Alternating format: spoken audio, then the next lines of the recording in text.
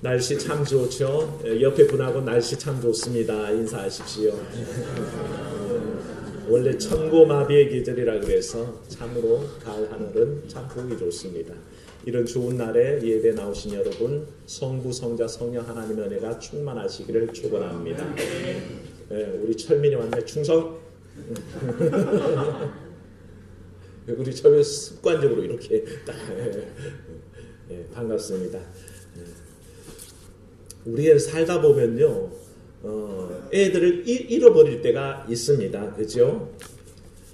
예수님도 부모로서 예수님을 잃어버린 적이 있습니다. 예루살렘에 올라가셨다가 예수님이 없어진지 모르고 하룻길을 갔다가 그제서야 허둥저둥 사흘길을 되짚어서 예수님을 찾아갔던 적이 있을 만큼 그런 일은 비일비재합니다. 아동부가 어디를 가다 보면 가끔씩 이렇게 없어지는 아이가 있어요. 그래, 아동부 선생님들이 늘 노심초사하고 마음에 고생이 참 많습니다. 언젠가 아이들 데리고 해화동에 갔다가 우리 민재 주영이가 사라져서 한번 애 태운 적도 있었고요. 우리 딸 선우가 없어져가지고 그렇게 또 애를 태운 적이 있습니다. 저녁에 집에 돌아와서 선우가 막 자기 그 순간을 영웅남처럼 그냥 쫑알쫑알 얘기하는데 잘 가는데 갑자기 아무도 없이 다 사라졌답니다. 혼자 남아서 그냥 어쩔 수 없어서 막 울고 있는데 웬 어른이 와서 데리고 해와 파출소에 데려다 줬는데 그분도 해와 파출소가 아니었나요? 하여간 제가 기억이 정확하지 않습니다. 데려다 놨는데 그분도 예수님을 믿는 분이었다고 막 이제는 그 당시에는 막 무서워서 울었던 애가 다 지나고 나니까 그렇게 쫑알쫑알 자랑삼아 얘기하는 것을 들었습니다. 그런 얘기를 다 듣고 보다가 그래도 왜 그 순간이 생각나지 않겠습니까? 얘가 혼자 떨어져 있을 때 얼마나 무서웠을까, 얼마나 마음이 외로웠을까 하는 생각하면 그 부모된 마음에 안쓰러움이 있는 것도 사실이죠. 그렇습니다. 그 잠깐 동안의 외톨이가 되었지만 그것은 놀랄 일이죠. 혼자 길을 잃고 외톨이가 되었다는 느낌은 참 우리에게 힘듭니다. 아이들만 그런 게 아니요, 어른들도 마찬가지입니다. 우리가 이 땅을 살 때 내 주변에 아무도 없는 것 같을 때가 사실은 있습니다. 남편도 있고요, 자식들도 있고요, 부모도 있고 가족들이 다 있는데도 사실은 이 땅에 나 혼자 버려진 것 같은 느낌에 암담할 때가 누구든지 경험하는 바입니다. 그래서 사회학자들은 그것을 군중 속의 고독이라고 그럽니다. 많은 사람이 있지만 그 중에 진실로 내 외로움을 알아주고 내 마음을 알아줄 사람은 없는 듯이 보일 때가 우리 인생들이 가장 힘들죠. 하나님은 사실 우리 인생들을 그렇게 살도록 버려두지는 않으셨습니다. 처음 만들 때부터 주님께서 아담을 지으신 다음에 하나님께서 가만히 봤더니 성경에 뭐라 그랬냐면 아담이 독처하는 것이 보기에 좋지 않다 그랬습니다. 혼자 사는 게 보기 좋지 않아서 돕는 배필 누구 만드셨습니까? 하와를 만들어 주셨죠. 그래서 아담이 입이 쫙 벌어져서 이는 내 뼈 중에 뼈요 살 중에 살이도다. 그리고 기분이 좋아서 함께 의지하게 살게 하셨습니다. 그런 인간들은 누구든지 함께 있어서 행복한 겁니다. 옆에 있는 분에게 인사하십시오. 당신이 있어서 참 좋습니다. 주변의 분들에게 인사하십시오. 당신이 계셔서 참 좋습니다. 멀리 있는 남편에게 손짓하며 얘기하십시오. 당신이 있어서 참 좋습니다. 예, 그렇습니다. 함께 있어서 좋은 겁니다. 우리 교우들이 주일에 함께 모여서 함께 예배하니 또 얼마나 좋습니까? 그런 또 주 안에서의 가족이요, 또 우리 혈육의 가족들이요, 또 내 친구들이요, 친지들이요, 함께 있는 사람들 때문에 우리는 얼마나 행복한지 모릅니다. 그런데요, 사실은 인생들이 사람이 함께하는 이 즐거움보다 더 유익한 근본적인 즐거움이 있습니다. 역으로 얘기하면 사랑 여러분, 처음 듣는 듯이 들으십시오. 인생은 하나님 없이는 외로운 존재입니다. 아무리 사람들이 가득 내 주변을 채워도 하나님이 안에 계시면 외로운 존재입니다. 그것을 아무도 어찌할 수 없다는 겁니다. 요한복음 어떤 사람이 주 앞에 나왔습니다. 니고데모죠. 그는 겉으로 보기에는 모든 것이 만족스러운 사람입니다. 부족한 것이 없습니다. 공회의 의원이죠. 부자였습니다. 그리고 권력도 있는 사람이었습니다. 주변에 사람이 얼마나 많았겠습니까만 그가 그 모든 것을 가지고 있으면서도 한 가지 없는 게 있었으니 영적인 가람이었습니다. 모든 것을 다 알고 있는 것 같고 율법도 다 알고 있는 것 같은데 영적인 세계에 딱 들어가면 자기가 뭔가가 부족하다는 걸 알고는 어느 날 한밤중에 주 앞에 찾아왔습니다. 그리고 묻는 것이 영생의 길에 관해서 묻게 되죠. 그래서 주님께서 가르쳐 주셨어. 사람은 두 번 태어난다. 한 번은 부모에게서 태어나고 한 번은 성령으로 거듭난다 라고 가르쳐 주셨습니다. 그에게 그런 영적인 충만함이 예수 그리스도를 만난 다음에 이루어진 것이죠. 수가성에 한 여인이 있었습니다. 매일 물길로 사람들 눈길을 피해서 우물가에 나와서 물을 깃는데 예수님을 만났습니다. 그녀는 자기가 뭐가 가란지를 모르는 인생이었습니다. 주님을 만났는데 주님 묻습니다. 네 남편 어디 있느냐? 그랬더니 여인이 대답하기를 제가 남편이 없나이다 라고 대답하죠. 그랬더니 주님이 뭐라 그러십니까? 네 말이 옳도다. 네가 남편 5이 있었고 지금 살고 있는 남자도 네 남편이 아느니 네 말이 옳도다 라고 얘기합니다. 그러니까 여인이 자기의 삶 속에 남자면 충족될까 혹시 주변 사람으로 충족될까 하는 마음이 있었지만 사실은 그녀는 그것들로 채울 수 없는 가람이 있었습니다. 그래서 상징적으로 늘 우물가에 나와서 물 깃는 일을 하고 있는 그런 모습인 것을 알게 됩니다. 사랑하는 여러분, 주님 만나시기를 축원합니다. 주님 만날 때만 우리가 영적인 가람을 채울 수 있습니다. 뭔가 부족한 데서 합니까?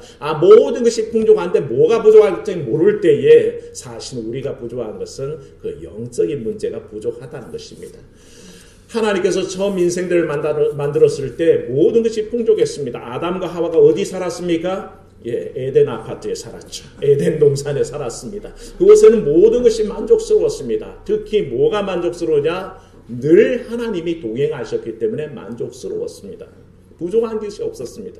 하나님은 애시당초 인생들을 만들 때에 뭔가 혼자 할 수 없는 존재로 사실은 만드신 것이 절대로 하나님을 의지하도록 만들어 두신 겁니다. 하나님이 계셔야 모든 것이 완전해집니다. 왜? 창조주와 피조물이 같이 있을 때에 창조주가 계셔야 우리가 완전해지는 겁니다. 그 진리 속에 사실은 아담과 하와가 살았지만 결국 그들은 낙원을 상실하게 되죠. 뭐 때문입니까? 죄 때문입니다. 자기 마음대로 살아보려고 하나님 말씀하신 일들을 거역하면서 결국에는 죄 가운데 빠지고 결국에는 그곳에서 추방당하게 된 것을 알 수 있습니다. 하나님 옆에 있었으면요, 낙원에 거했으면 부족한 게 없었습니다. 일하지 않고도 풍성한 과실을 먹으면서 늘 풍족하게 살 수 있었는데 결국 죄 때문에 낙원에서 쫓겨나니까 그 삶은 비참해졌죠. 종신토록 수고하여야 이마에 땀을 흘려야 먹고 살 수 있게 됐고요. 여인들도 해산하는 수고로 고통스럽게 변해갔다는 것을 우리가 알게 됩니다. 그만큼 했으면 하나님 참 우리가 부족했습니다. 연약합니다. 할 만도 한데 인생들은 별로 그렇게 자기를 인정할 줄 모르는 존재입니다. 잘났다고 살아가는 그 존재, 그런 모습이 우리 가운데 있다는 것을 알게 됩니다. 결국엔 죄를 인정하지 못하고 아담과 하와가 택했던 방법 뭡니까? 핑계대는 겁니다. 아담은 뭐라고 합니까? 저 여인 때문에 하나님이 내게 주셔서 같이 살게 한 저 여자가 나로 하여금 먹게 했습니다. 그럼 여자는 뭐라 그럽니까? 저 뱀이 나에게 먹으라고 했습니다라고 자꾸 전가하는 거죠. 그게 우리 인생의 모습입니다. 뭔가 나의 부족함이 내 삶의 지금 현실이 내가 잘못해서 하나님 앞에 온전히 서지 못해서 생길 일이라고 생각하지 않습니다. 다 남 때문에, 남 탓입니다. 부모 탓이요, 형제 탓이요, 자녀들 탓으로 자꾸 돌려버리는 우리의 연약한 모습을 보게 된다는 것입니다. 사실은 아닙니다. 내가 잘못했기 때문입니다. 한번 따라합시다. 내 탓이요. 네, 내 탓입니다. 내가 잘못해서 그렇습니다. 그걸 깨달아 알아야 한다는 것입니다. 오늘 말씀을 우리가 주목하면 예레미야 에가스의 배경은 모든 유다가 멸망당하고 바벨론 포로로 끌려간 직후에 곡하는 얘기입니다. 에가라는 슬픔의 노래 아닙니까? 곡하면서 하는 노래라는 것입니다. 이스라엘이 하나님과 더불어 동행할 때는 하나님께서 어떻게 하셨습니까? 굉장히 부강한 나라를 만들어 주셨습니다. 이스라엘은 그야말로 조그만 나라였습니다. 구약 근동 세계에서 이스라엘은 작은 나라에 불과했습니다. 그런데도 하나님께서 그들을 강성하게 이끌어 주시니까 이스라엘이 얼마나 강력했냐면 주변의 모든 나라들이 조공을 바쳐올 만큼 그렇게 강한 나라였습니다. 그렇다면 하나님 앞에 감사하고 온 마음으로 섬겨야 할 텐데 우리 아린이가 왔다고 인사를 하는 겁니다.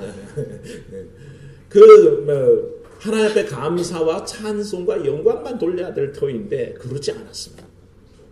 하나님이 제일 싫어하시는 우상 숭배하고 죄악을 저지르면서 하나님과는 점점 더 멀어진 것을 알게 됩니다. 그 결과 어떻게 됐습니까?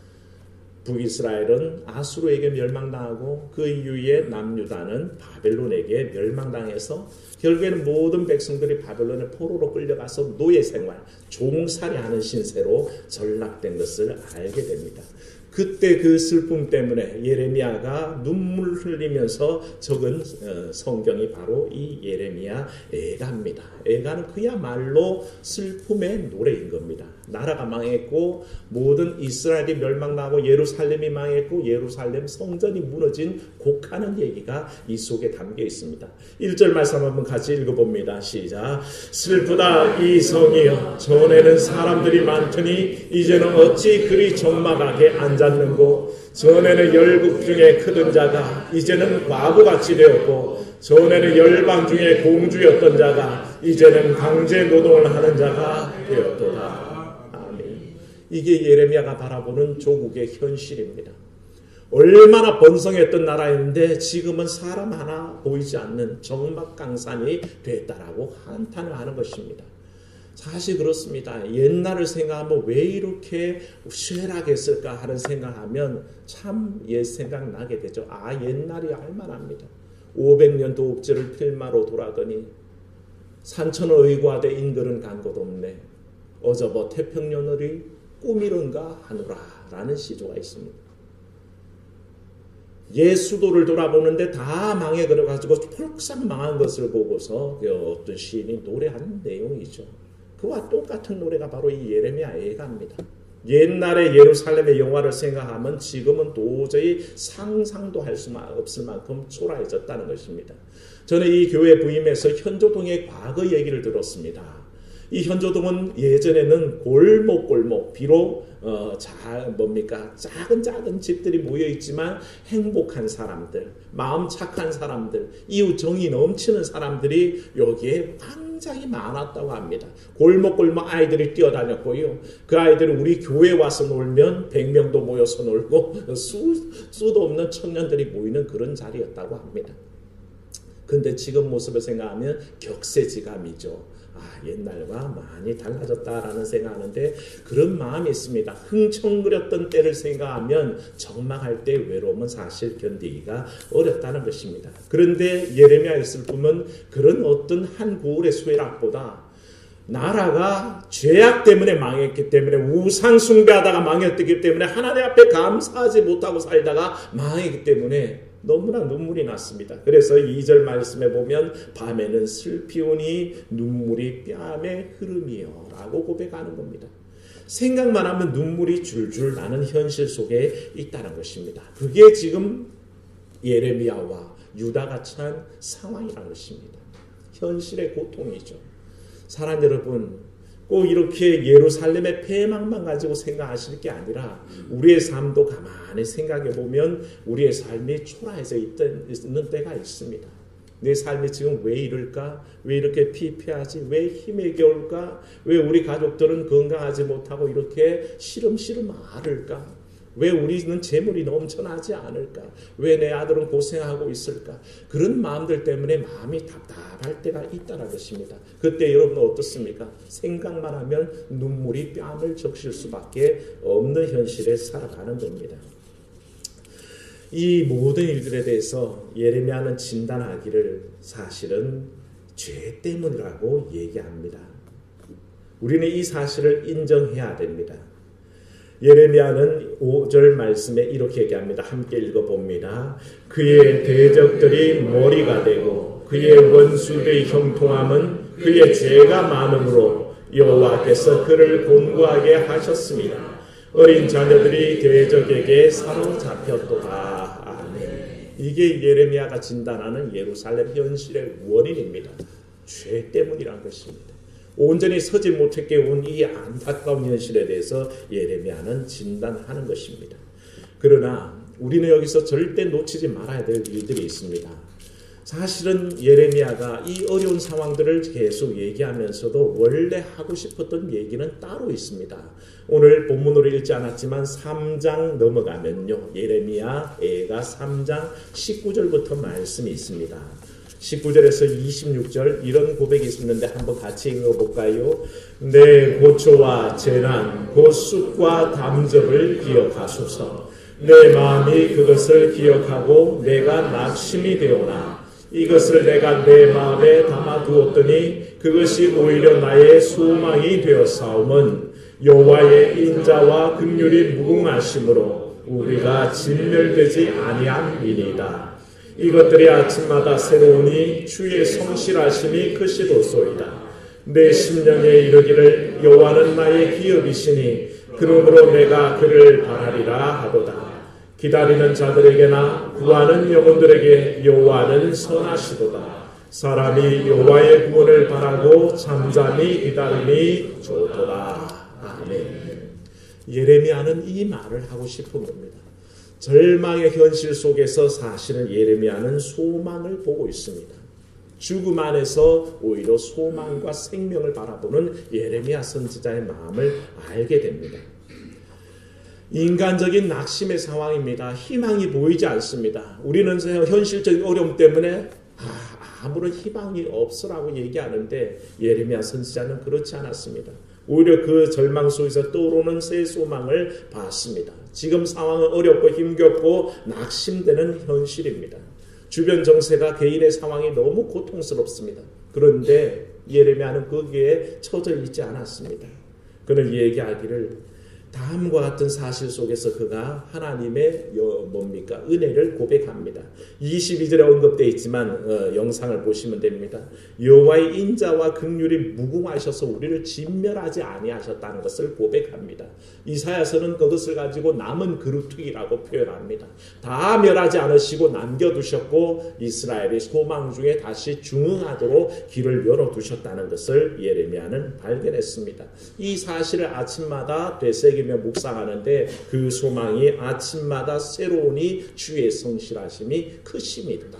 그렇게 노래했던 겁니다. 그것이 늘 되새겨지는 거죠. 두 번째는 24절 보면요. 여호와는 나의 기업이라고 얘기합니다. 다 망한 것 같은데 내 기업이 다 무너지고 내 농토가 다 사라지고 내 터전이 다 폭삭 망한 것 같은 그때에 예레미야는 뭐라 그럽니까? 여호와는 나의 기업이라 그렇게 얘기합니다. 기업이 성한 사람은 되살아날 소망이 있습니다. 여호와께서 내 기업이기에 나는 희망 가운데 살 수 있다라는 고백을 예레미야가 주고 있고요. 그리고 31절 말씀 한번 띄워보시겠습니까? 같이 읽습니다. 시작. 이는 주께서 영원토록 버리지 아니하실 것임이며. 아멘. 이게 예레미야 선지자의 확신입니다. 우리가 지금은 어렵지만 하나님께서 영원히 이 상태로 버려두지는 않으실 거라는 소망을 갖고 있었습니다. 사랑하는 여러분, 여러분의 삶을 하나님이 일으키실 줄로 믿습니다. 그대로 버려두시는 일은 없습니다. 하나님이 이렇게 세워주실 것이고 온전하게 하실 것이고 회복시켜 주신다는 것을 약속하셨습니다.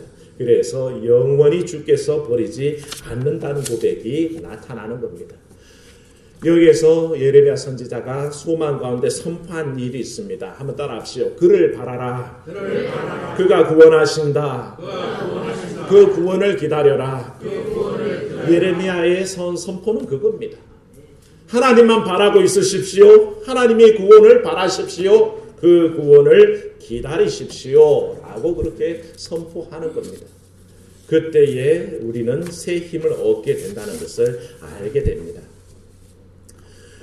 예레미야 선지자는 절망 중에 소망을 가지고 하나님을 바라며 그 구원을 바라며 잠잠히 기다린다라고 그렇게 고백합니다.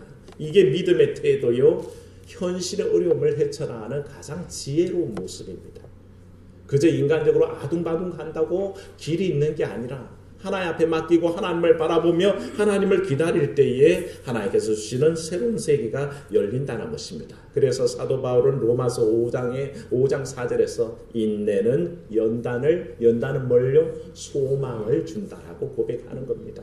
참고 견디다 보면 소망 가운데 능히 이겨낸다는 것입니다. 그런데 우리는 이걸 잘 못하거든요. 독일에서 한 탄광이 무너져가지고 광부들 10명이 갇혔습니다. 그 10명이 갇힌 중에 구조대들이 막 도착해서 딱 이제 그거를 갱도를 열고 봤더니 10명 중에 9명은 기다리고 있고 1명은 죽었더랍니다. 이 1명은 왜 죽었을까 싶어서 갱도가 갇혔다고 서로 같이 있는 게 아니지 않습니까? 도로 이래 흙덜미에 서로 떨어져 있었지만 막상 캐봤더니 9은 멀쩡한데 1명이 죽었습니다. 이 1명이 왜 죽었나 봤더니 이 사람은 시계를 이렇게 보는 자세로 죽어 있더랍니다. 초조하게 죽음의 시간만 재면서 다른 사람들은 구조대가 언제 올까라고 기대하며 기다리는데 이 사람은 자기 시계를 보고 시간 가는 것만 보면서 그저 자기 시간을 초조하게 재다가 그저 그 절망감에 죽었다라고 그렇게 분석하는 걸 봅니다. 우리는 그렇습니다. 소망 중에 기다리지 못하죠. 자꾸 초조합니다. 예배 시간이 조금만 길어지면요 시계부터 보는 성도들이 있어요. 심한 분들은 목사한테 이렇게 빨리 끝내십시오. 사인을 보낸 분들도 있습니다. 네, 조금만 길어지면 못 참는 거죠. 은혜를 사모하고 말씀에 집중하다 보면 시간 가는 줄도 모르는 한편. 그렇게 돼야 되는데 그게 아니라 이거 언제 끝나 지겹고 힘들어라고 하다 보면 이 시간이 굉장히 힘들어지는 겁니다. 사랑하는 여러분, 우리 삶에 닥친 고통의 시간이 길어져도 내가 생각하는 것보다 견디기 힘들어도 반드시 하나님께서는 그것을 해결할 날을 허락하신다는 것입니다. 그걸 기대하십시오. 그게 소망입니다. 그게 죽음 가운데서 바라보는 생명입니다. 왜 그래야 하냐면 하나님의 본래 의도를 아십시오. 하나님의 진심을 아시면 회초리를 드는 부모의 마음을 알게 됩니다. 33절 말씀 한번 읽어봅니다. 3장 33절입니다. 주께서 인생으로 고생하게 하시며 근심하게 하심은 본심이 아니시로다. 아멘. 절대 하나님의 마음이 원래 마음이 그렇지 않다는 것입니다. 하나님은 우리 주의 백성들 고생하는 걸 원하실 것 같습니까? 하나님께서 이스라엘이 고통당하는 걸 원하실 것 같습니까? 절대 아니라는 것입니다. 하나님의 본심은 그렇지 않습니다. 하나님은 좋은 것 주시기를 원하고 은혜 베푸시기를 원하는데 잠시 그 죄악을 징계하시기 위해 회초리를 들고 생채기가 나도록 후려치면서도 그 마음이 더 아픈 겁니다. 아이의 회초리를 때려보신 분은 알 겁니다. 아이를 세워서 회초리를 때리고 잠든 틈에 그 아픈 상처를 쓰다보면서 우는 게 부모 마음입니다. 그 잔온놈 상처 쓰릴까봐 약 발라주는 게 부모 마음입니다. 회초리 드는 부모 마음의 진심은 절대 그렇게 회초리로 생생히 내는 마음이 아니라는 것입니다. 우리가 고통스러우면 하나님 마음은 더 아픕니다. 우리가 고생하고 있으면 하나님은 더 고생스러운 마음으로 지켜보고 계십니다. 그게 하나님 마음입니다. 그러니 하나님은 언제든지 우리의 삶의 고통에 뛰어드시려고 얼마나 준비하고 계십니까? 그 하나님의 본심만 읽어낸다면 31절처럼 우리 주께서 영원하도록 버리지 아니하실 것이라는 그 진실을 깨닫게 될 줄로 믿습니다. 그런 기대와 소망 가운데 이 모든 상황들을 이겨내는 새 소망 가지시길 주의 이름으로 축원합니다. 은혜로우신 하나님 아버지, 하나님과 우리의 온전했던 관계가 우리의 죄 때문에 깨어져 살아갑니다. 이 죄로 말미암아 우리는 고통스럽고 절망 가운데 있고 힘겨워합니다. 이스라엘은 나라를 빼앗기고 바벨론의 포로가 노예살이를 하기조차 했습니다. 하나님, 그러나 이렇게 잠시 징계하시는 것이 하나님 본래 마음이 아닌 것을 믿습니다. 하나님께서는 우리에게 좋은 것 허락하시고 우리를 구원하시기를 소망하고 계신 것을 고백합니다. 그러니 그 주의 마음 알기에 오늘도 우리 삶이 주를 바라보게 하시고 오직 주의 구원을 기다리게 도와주시옵소서. 넉넉히 허락하실 주의 때를 우리가 인정하고 주의 그 거룩하신 그 자비하심 앞에 우리가 우리의 삶을 맡길 수 있도록 도와주시옵소서. 주 예수님 이름으로 기도하옵나이다. 아멘.